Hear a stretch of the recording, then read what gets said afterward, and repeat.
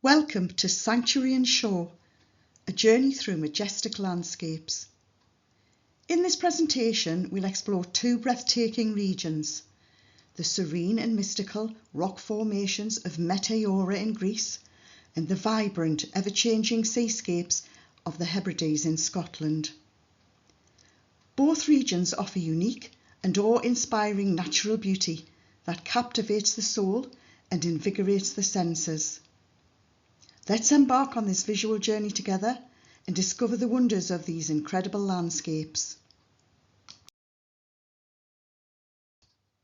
First, let's explore Meteora. Where is it? Meteora is in the northwestern Thessaly area of Greece, just east of the Pindos Mountains. The word Meteora means lofty or elevated, and it's a spectacular area of 6 Greek Orthodox monasteries built atop immense precipitous natural pillars and hill-like round boulders of rock. The monasteries were founded between the 13th and the 14th centuries. There were originally 24 monasteries, and now only 6 active monasteries remain. Initially built by monks to hide themselves away from the Turkish attacks on Greece at the time, they were then developed further to isolate themselves away from people and to feel closer to God. Here we see an infographic showing Meteora and the locations of the 6 active monasteries: Great Meteoron, Varlam, Roussenou, St. Stephen's, Holy Trinity and St. Nicholas. The location of the villages of Kalambaka to the south and the smaller Kastraki to the northwest can also be seen. I took this shot on our first visit to Meteora, which shows the road leading up to the village of Kastraki. Here we can see the type of typical rock formations to be found within the Meteora landscape. If you look closely, you can just pick out the monastery of Roussenou on the right-hand side, hiding amongst the rocks. Let's have a look in more detail at Roussenou Monastery. Roussenou was founded in the 16th century and is still an active nunnery. I did visit this monastery. No photography is allowed inside, but the breathtaking beauty of the frescoes has left an indelible mark on my memory. When I saw this viewpoint, my jaw dropped and I couldn't wait to get my camera out. I love how the monastery looks like it's been carved out of the top of the rock, almost as if it's an extension of the rock itself. And St. Nicholas is the next stop on our Meteora journey. This is one of the smaller monasteries built on a steep rock. At this point you're probably wondering how on earth these monasteries were built. They were built by hoisting goods and materials and men up by ropes and nets. And here's a different viewpoint looking down on St. Nicholas.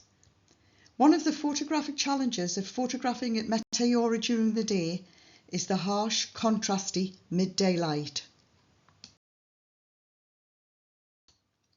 Next on our journey, the second biggest monastery of Meteora, Varlam. Founded in the 14th century by a monk called Varlam, who managed to climb to the top of the rock pillar. He was followed by others, and the process of hoisting building materials up using ropes and nets began. And here's a shot showing Varlam in the wider landscape. If you want to visit Varlam today, you'd have to climb 195 steps. A close-up view of Varlam. Another challenge for photographers of Meteora is finding the best viewpoint. St. Stephen's is the fourth stop on our journey and the only female monastery at Meteora.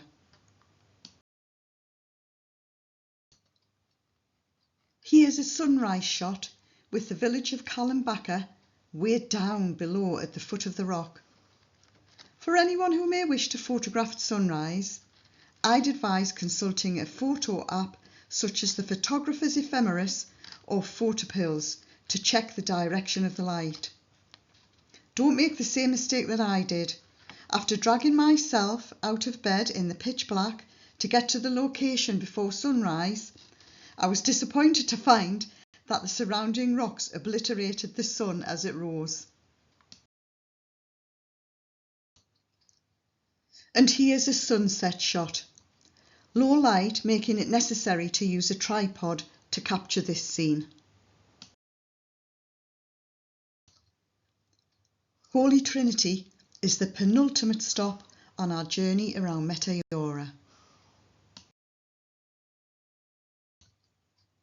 This view, showing the monastery and its surrounding landscape, overlooks the town of Kalambaka. Holy Trinity was founded during the 14th century and severely damaged during World War II. For this shot, I changed from a wide angle to a zoom lens. Due to its unique location, perched on the edge of a plateau, Holy Trinity Monastery was chosen as the location in the James Bond film For Your Eyes Only. And Great Meteoron is the final stop of our Meteora journey. Great Meteoron is the biggest and oldest monastery of all. Buildings are perched atop the highest of the rock pillars in Meteora, standing 613 metres above sea level. To reach this monastery, visitors have to climb 300 steps. Meteora was occupied by the Nazis in World War II, who severely damaged many of the monasteries.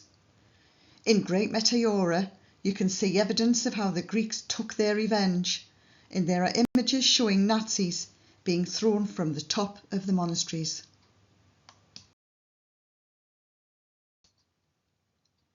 So I hope you enjoyed our journey around Meteora.